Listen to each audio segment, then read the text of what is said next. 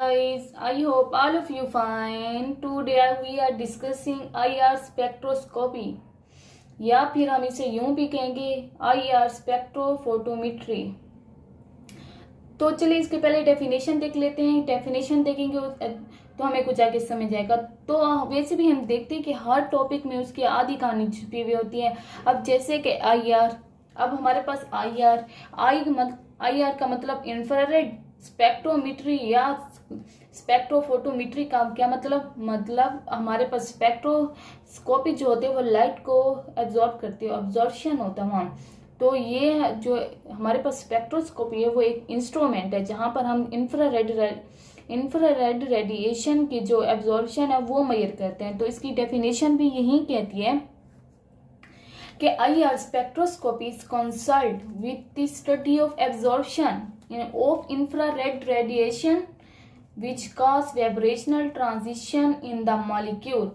अब ये क्या कह रहे हैं कि हमारे पास जो स्पेक्ट्रोस्कोपी है वो कंसल्ट करती है कि study of absorption of infrared radiation. ये मतलब ये कि जब हम इंफ्रारेड रेडिएशन के एब्जॉर्प्शन को हम स्टडी करते हैं तो हम उसे क्या कहेंगे, इंफ्रारेड स्पेक्ट्रोस्कोपी या IR स्पेक्ट्रोस्कोपी। और इससे जब हम इसकी स्टडी, जब भी ये इंफ्रारेड रेडिएशन के हम स्टडी करते हैं तो इसमें क्या होता है, मॉलिक्यूल में वाइब्रेशनल मोशन होती है और वाइब्रेशन मोशन यू वाइब्रेट करते रहते हैं। और जब भी हम कोई किसी भी हम मैटर पर हम इंफ्रारेड रेडिएशन डालते हैं तो वो उनके जो मॉलिक्यूल हैं वो दो तरह के मोशन थ्रो करते हैं। वो हम आगे देखते हैं वो किस तरह से, वो आगे हम एक्सप्लेन करेंगे। तो हम आगे ये देख IR spectroscopy also known as vibrational spectroscopy. जबकि हमने पढ़ा है कि जब भी स्पेक्ट्रोस्कोपी में जब हम IR रेडिएशन मतलब हम रेडिएशन के एब्जॉर्प्शन देखते हैं तो उसमें मॉलिक्यूल में क्या होती है, वाइब्रेशन होते हैं, जो कि इसे IR स्पेक्ट्रोस्कोपी को क्या दिया गया, वाइब्रेशन स्पेक्ट्रोस्कोपी का भी नाम दिया गया। अगर आपसे पूछें कि वाइब्रेशन स्पेक्ट्रोस्कोपी क्या है तो आपने कंफ्यूज नहीं होना, तो आपने फौरन से कहना है कि हमारे पास इंफ्रारेड या IR स्पेक्ट्रोस्कोपी, ये हमारे पास क्या वाइब्रेशन स्पेक्ट्रोस्कोपी है। अब हम आगे देखते हैं। IR spectra mainly use in structure to determine the functional group.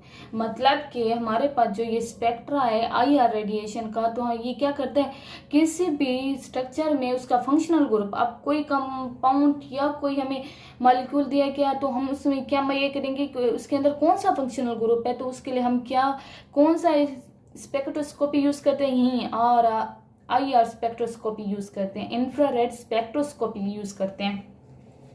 और spectroscopy is an instrumentally study of interaction between matter and energy.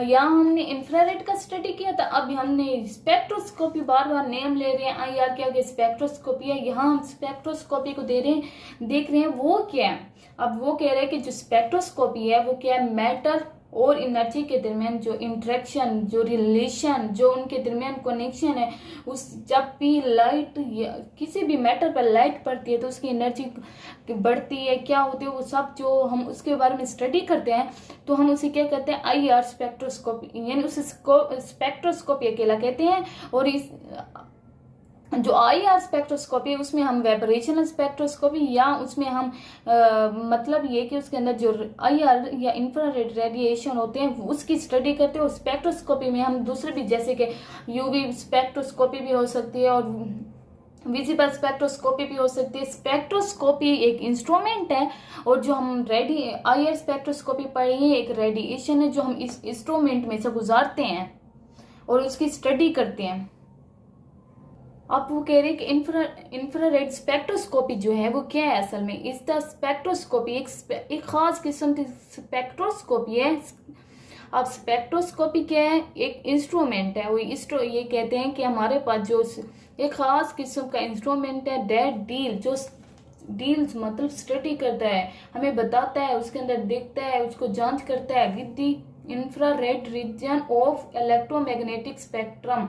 अब हमारे पास है इलेक्ट्रोमैग्नेटिक स्पेक्ट्रम कौन से होते हैं, जिसमें हमारे पास जो एक स्पेक्ट्रम जिसमें यूवी विजिबल लाइट आ जाती है, यूवी आ जाते हैं, विजिबल लाइट आ जाती है, रेडियो आ जाते हैं। यहाँ पर हम कौन सा इंफ्रारेड रीजन, वहाँ पर बहुत सारे रीजन होंगे, यूवी रीजन होगा, विजिबल रीजन होगा, रेडियो रीजन होगा। यहाँ पर कौन सा हम इलेक्ट्रोमैग्नेटिक जो रेज होंगी उसमें जो हमारा इंफ्रारेड रीजन होगा उसकी स्टडी स्पेशल इस इंस्ट्रूमेंट के जरिए करते हैं, वो कौन सा इंफ्रारेड स्पेक्ट्रोस्कोपी है। और इसकी जो वेव लेंथ होती है वो क्या होती है, उसकी वेव लेंथ बहुत ही लॉन्गर और विजिबल लाइट की, जब इसके बाद जो वेव लेंथ होती है वो बहुत लॉन्गर होती है और जब ये विजिबल रीजन में होते हैं। आगे हम देखते हैं infrared spectroscopy is the analyse of infrared light interacting with the molecule. अब क्या कह रहे हैं, क्या एनालाइज क्या मतलब, हम उसकी जांच पड़ताल करते हैं, एनालाइज उसकी स्टडी करते हैं, उसके अंदर देखते हैं उसके अंदर क्या है। एनालाइज मतलब स्टडी करना of infrared light. Infrared radiations क्या होते हैं, वो लाइट प्रोड्यूस करते हैं। इंफ्रारेड रेडिएशन कहें या लाइट कहें वो दोनों एक ही बात होगी, क्योंकि जो रेडिएशन होते हैं वो भी लाइट फॉर्म में होते हैं और इन लाइट या रेडिएशन में क्या होता है, एनर्जी होती है और इंटरेक्टिंग विद द मॉलिक्यूल। जब भी ये इंफ्रारेड स्पेक्ट्रोस्कोपी हम स्टडी करते हैं इसमें जो हमारी जो इंफ्रारेड लाइट है या रेडिएशन है वो क्या मॉलिक्यूल के साथ इंटरेक्ट करते हैं और वहाँ इंटरेक्ट करने के बाद क्या करते हैं, वहाँ लाइट जो होती है वो एब्जॉर्ब होती है। ये देखिए जो एब्जॉर्प्शन होती है किसके ऊपर बेस करते हैं, वो स्पेक्ट्रोस्कोपी के बेस करते हैं। It base on absorption spectroscopy. अब जब भी हम किसी मैटर के ऊपर लाइट गुजारते हैं तो उसमें लाइट कुछ एब्जॉर्ब होती है और वो एब्जॉर्प्शन वो कितनी एब्जॉर्प्शन शो करते हैं वो उसके ऊपर डिपेंड है। हम देखते हैं कि इसके ना अब देखते हैं तो इंफ्रारेड के भी रीजन्स होते हैं अंदर। एक इंफ्रारेड के अंदर देखें सबसे लोअर वाला रीजन कौन सा, फार इंफ्रारेड रीजन, और मिडल वाला कौन सा, मेन इंफ्रारेड रीजन, और ऊपर वाला नियर मतलब हाई लेवल में। इसमें बहुत ज्यादा हमारे पास वो हो गए वेव लेंथ होगी, इसकी बहुत ज्यादा वेव लेंथ, इसकी कम। अब ये देख ऐसे समझिए ये एक बच्चा है, फिर उसकी दरमियानी मैन मतलब जवान मैन आदमी से निकला, फिर ये नियर इंफ्रारेड मतलब कि उसकी एज बहुत। ये देखे मैंने इसको अपने तरीके से जो याद किया मैं वो आपको ट्रिक बताती हूँ। देखिए ऐसे समझ लें कि ये एक साल से लेकर 6 साल तक जो होगा हमारे जो बच्चा होता है उसका नाम फरी रख देते हैं, छोटा सा नाम लिख लेते हैं, फरी कुछ भी नाम रख लेते। वो हमारे पास एक बच्चा, उसकी क्या है, उसकी वेवलेंथ उसकी क्या है 100 से लेकर 667 तक है। और हमारे पास जब वो 667 6 साल से बड़ा होता है 40 साल तक वो क्या कहलाता है, मैन, एक मैन आदमी होता है। तो उसकी वेवलेंथ कितनी होगी 4667 सेंटीमीटर पर सेंटीमीटर। ओके, फिर हम देखते हैं जो बिल्कुल 40 से ऊपर होंगे उनकी वेवलेंथ तो और ज्यादा बढ़ जाएगी, वो ये देखे 12,500। जो ये नियर इंफ्रारेड मतलब ये कि इनकी वेवलेंथ बहुत ही ज्यादा हाई होती है।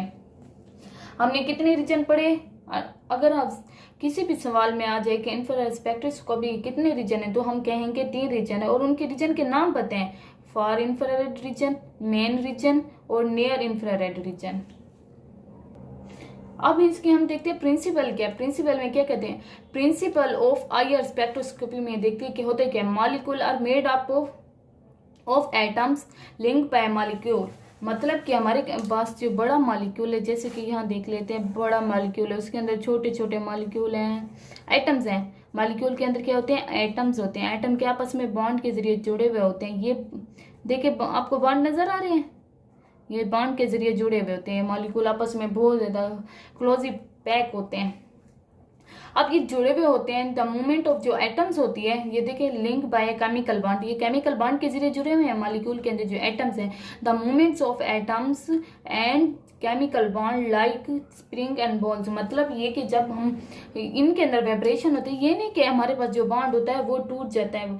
जब भी हम इसके ऊपर रेडिएशन गुजारेंगे तो इसके दरमियान जो बॉन्ड होता है वो कभी नहीं टूटेगा। हाँ अलबत्ता ये बात है कि वो वाइब्रेशन शो करें या तो उसके बाद वो क्या करें, यानी सुगड़ते हैं या फैलते हैं, या स्प्रिंग की तरह बॉल, जैसे एक ऐसे समझिए ये बॉल है, बॉल के दरमियान स्प्रिंग है, वो यूं जब बॉल को खींचेगा यूं होगा, फिर कॉन्टैक्ट, फिर रिलैक्सेशन। अब बता रही थी कि जो हम इसके मॉलिक्यूल के अंदर जो एटम होते हैं वो बांड होते हैं, और वो बांड में क्या होती है, वाइब्रेशन यानी मोशन होती है।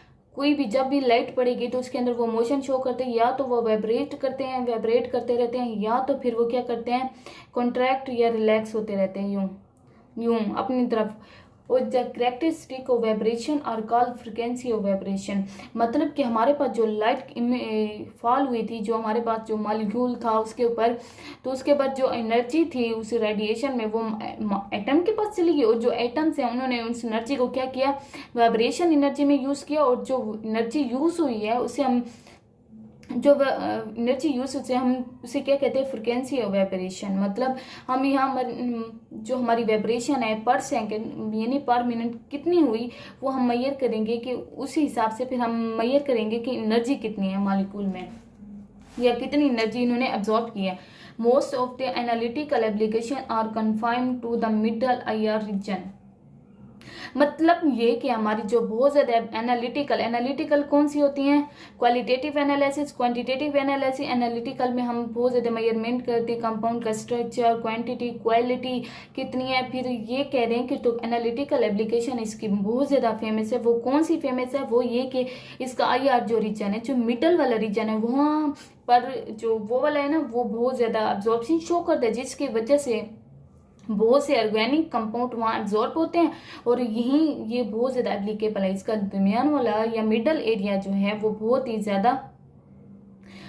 ज़्यादा यूजेबल है, बहुत ज़्यादा यूज़ किया जाता है, क्योंकि इसमें हमारा फंक्शनल ग्रुप होता है, और इसमें फिंगरप्रिंट्स रीजन होता है जो हमें फंक्शनल ग्रुप के बारे में बताते हैं। Because absorption of organic molecule high in this region. और हमारे पास ऑर्गेनिक कंपाउंड बहुत ज़्यादा होते हैं, और वो एब्जॉर्ब करते हैं कहाँ, मिडल IR रीजन। और मिडल हमने कौन सा बताया था, मेन IR। आपको बताती हूँ कौन सा मिडल। ये देखिए, ये है मेन। क्या यहाँ पर क्या होती है, एब्जॉर्प्शन बहुत ज़्यादा ऑर्गेनिक कंपाउंड के, मेन इंफ्रारेड रीजन। अब जब मैंने यहाँ आपको ऊपर एक्सप्लेन किया कि मॉलिक्यूल में जब हम एनर्जी देते हैं वो इंफ्रारेड रेडिएशन के तौर पे देते हैं। अब जो भी एनर्जी हम जो रेडिएशन अगर हम UV में स्टडी करें तो उसमें कौन सी रेडिएशन देंगे, UV वाली देंगे। अगर हम विजिबल की स्टडी करें तो वहाँ हम रेडिएशन कौन सी देंगे, विजिबल की। या हम इंफ्रारेड की स्टडी करें तो यहाँ रेडिएशन कौन सी देंगे, इंफ्रारेड रेडिएशन देंगे। When energy in the form of infrared radiation is applied, then it causes the vibration between them। अब मैंने आपको बताया ना कि मॉलिक्यूल को जब हम क्या करते हैं, इंफ्रारेड रेडिएशन या एनर्जी देते हैं, तो मॉलिक्यूल जो होते हैं वो वाइब्रेट करना शुरू कर देते हैं। उनकी जो बहुत ज़्यादा एनर्जी होती है वो बहुत ज़्यादा कहाँ शो करती है, वो इसकी वाइब्रेशन, एटम की जो वाइब्रेशन होती है उसके दरमियान, बॉन्ड के दरमियान जो एटम आपस में वाइब्रेट करते हैं उसमें बहुत ज़्यादा इस्तेमाल हो जाती है। और जो हमारी एनर्जी होती है वो ज़्यादातर काम भी यही करते हैं कि अंदर एटम में वाइब्रेशन पैदा करें, इंफ्रारेड की जो एनर्जी होती है। और जो हमारे पास अप्लाइड इंफ्रारेड फ्रिक्वेंसी है वो किसके, नेचुरल फ्रिक्वेंसी ऑफ वाइब्रेशन। मतलब ये कि हमारे पास जो हम अप्लाई करेंगे जितनी इंफ्रारेड फ्रिक्वेंसी, तो वो शो करती है कि हमारे जो मॉलिक्यूल होगा वो एब्जॉर्ब करेगा, वो उसकी जितनी हिम्मत होगी, जितनी कुदरती तौर पे एब्जॉर्ब कर सकता होगा वो उतनी, तो इसकी जो कि नेचुरल फ्रिक्वेंसी ऑफ वाइब्रेशन के मुताबिक हो जाएगी। अब देखते हैं इसके absorption of IR radiation take place and a peak is absorb. मतलब कि जब भी हम किसी मॉलिक्यूल पे स्पेक्ट्रोस्कोपी में जब हम रेडिएशन फॉल करते हैं, मॉलिक्यूल एनर्जी को ले लेता है, रेडिएशन को वाइब्रेशन शो करता है। वाइब्रेशन जब शो करता है तो हमारा स्पेक्ट्रोमीटर जो है उसको क्या करता है, मेजर कर लेता है, उसको देख लेता है, उसकी पहचान कर लेता है, और उसका क्या बना लेता है, ग्राफ। उनकी वाइब्रेशन को एनालाइज करके ग्राफ बना लेता है। जो ग्राफ होता है वो क्या है, वो क्या क्या एक पीक दे देता है। पीक के जरिए हम क्या पता लगाते हैं कि इस मॉलिक्यूल की कितनी है इंफ्रारेड रेडिएशन एब्जॉर्प्शन कितनी, यानी इस मॉलिक्यूल ने कितना एब्जॉर्ब किया इंफ्रारेड रेडिएशन को, इसको कितनी एनर्जी जरूरत है कि वाइब्रेशन शो करने के लिए। अब यह हम देखते हैं, IR spectrum of chemical substance is a fingerprint of molecule for its identification. मतलब ये कि हमारे पास IR जो स्पेक्ट्रम है वो केमिकल, ज़्यादातर जो सब्सटेंस हैं वो उनका अगर पहचान करवानी हो तो उनको फिंगरप्रिंट्स रीजन में ले जाते हैं और उसकी पहचान वहाँ ज़्यादा होती है, क्योंकि फिंगरप्रिंट्स रीजन वो हाईली सेंसिटिव होते हैं और हर कंपाउंड का अपनी केमिकल प्रॉपर्टी होती है और उसका अपनी वेवलेंथ होती है और उसका फिंगरप्रिंट्स एरिया में उसकी पीक जो होती है वो डिफरेंट आती है। तो हम कहते हैं कि हर जो फंक्शनल ग्रुप है वो किस में हम स्टडी करते हैं, फिंगरप्रिंट रीजन में। यही रीजन है जो हमें बताता है कि कौन सा कंपाउंड के बाद कौन सा फंक्शनल ग्रुप है। When infrared light or radiation hits a molecule, then bond in the molecule absorb the energy of infrared and response by the vibrating. मतलब ये कि जब मैंने आपको पहले बताया कि मॉलिक्यूल के ऊपर जब लाइट पड़ती है तो लाइट मॉलिक्यूल के अंदर जो एटम है वो एनर्जी को एब्जॉर्ब कर लेते हैं और वाइब्रेशन शो करते हैं और मॉलिक्यूल और रिस्पॉन्स पे जितनी हम रेडिएशन देंगे, जितनी एनर्जी देंगे उतनी ज़्यादा। अब बहुत कम रेडिएशन देंगे तो है थोड़ा थोड़ा, जब हम बहुत ज़्यादा एनर्जी देंगे, बहुत ज़्यादा रेडिएशन देंगे, वो बहुत ज़्यादा वाइब्रेट करेंगे। तो मतलब ये कि हमारी जो वाइब्रेशन है किसके ऊपर डिपेंड है, जो हमारी रेडिएशन हमें दी गई है वो कौन सी है, IR जो रेडिएशन हमें दी गई है। वैसे वाइब्रेशन के लिहाज से हमारे पास 2 टाइप्स ऑफ मॉलिक्यूल्स हैं, जैसे कि मॉलिक्यूल्स के वाइब्रेशन कितने टाइप्स के, 2 टाइप्स के। एक तो स्ट्रेंथिंग, एक बेंडिंग वाइब्रेशन है, एक स्ट्रेंजिंग वाइब्रेशन है, और दोनों को हम अगले लेक्चर में डिस्कस करेंगे और उसके मैं लिंक आपको डिस्क्रिप्शन बॉक्स में दे दूंगी। Okay, Allah Hafiz. This is all about IR spectroscopy. Sorry रुके मैं आपको वो बताना भूल गई। इसका ग्राफ के इसके कितने टाइप्स हैं वो आपको मैं अभी दिखाती हूँ।